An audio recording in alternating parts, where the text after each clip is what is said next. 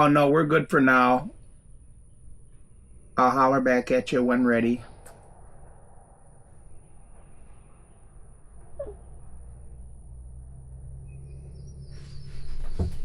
No, we're good for now. I'll holler back at you when ready.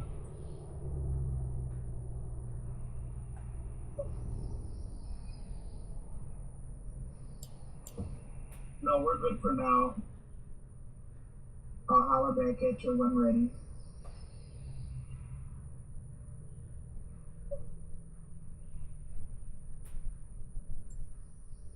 No, we're good for now.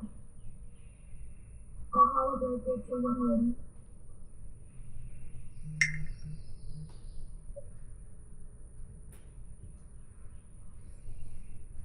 No, we're good for now. I'll holler back at you when ready.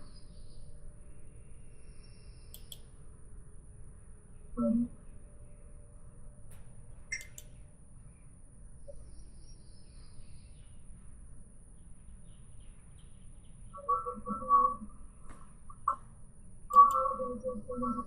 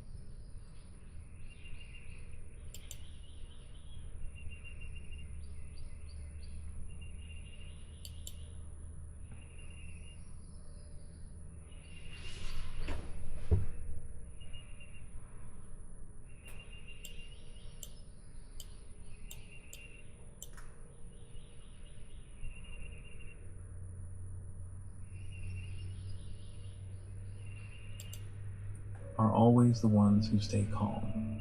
The moment you lose control of your emotions, you hand over leverage.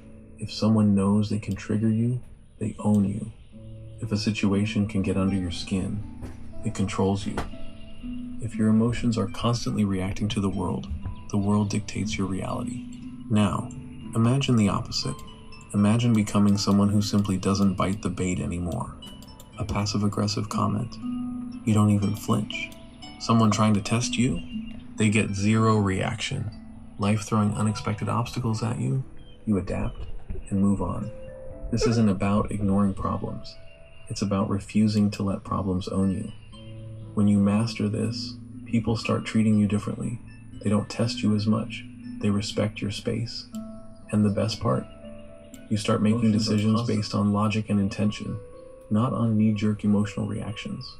Because here's what most people don't realize. When you react emotionally, you're operating on autopilot, and the world loves people who are easy to manipulate.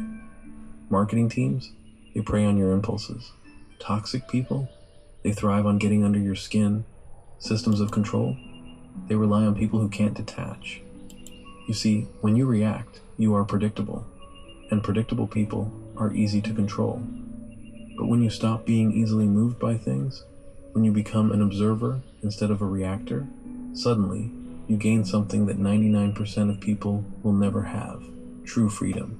And it's in that space, where nothing outside of you dictates your internal state, that you start truly living on your own terms. Now, you might be thinking, this sounds great, but how do I actually implement this? That's where things get even more interesting, because the key to making this shift permanent isn't just about knowing it, it's about rewiring your entire response system. Let's get into that. Alright, so we've established that reacting emotionally hands over your control. But here's the real challenge. How do you actually train yourself to stop reacting? Because let's be honest, if detachment was easy, everyone would be doing it. The truth is, most people don't even realize how conditioned they are to react. From childhood, we've been wired to respond instantly to external stimuli. Someone insults you, you have to defend yourself. A situation frustrates you, you have to vent. It's like living life with an open control panel, where anyone, your boss, a stranger, a social media post, can walk up and push your buttons at any time. But what if you could disable the control panel entirely? This is where emotional immunity comes in.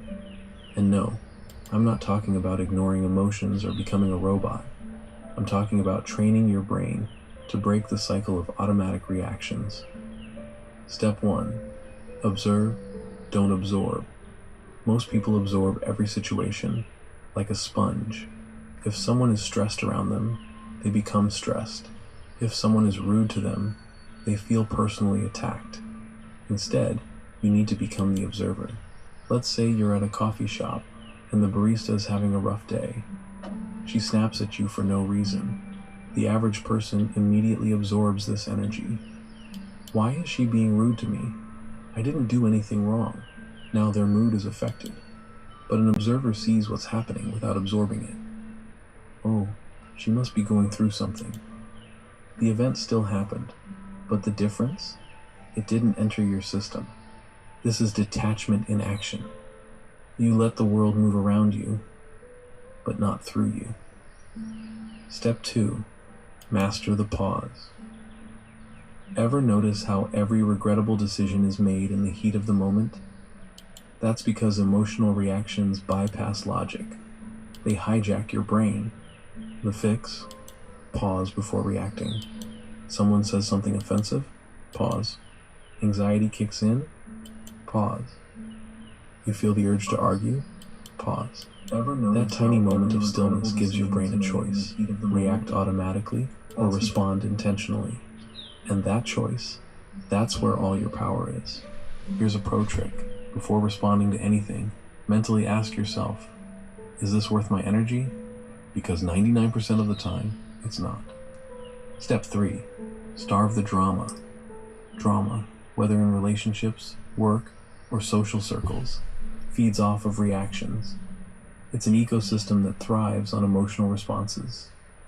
Gossip only spreads when people engage. Toxic people only stay when they get a reaction. Arguments only escalate when both sides participate. When you stop feeding the system collapses. Imagine someone tries to pick a fight with you, and instead of reacting, you just smile and move on. They're left completely powerless. Because here's the truth. People who try to provoke you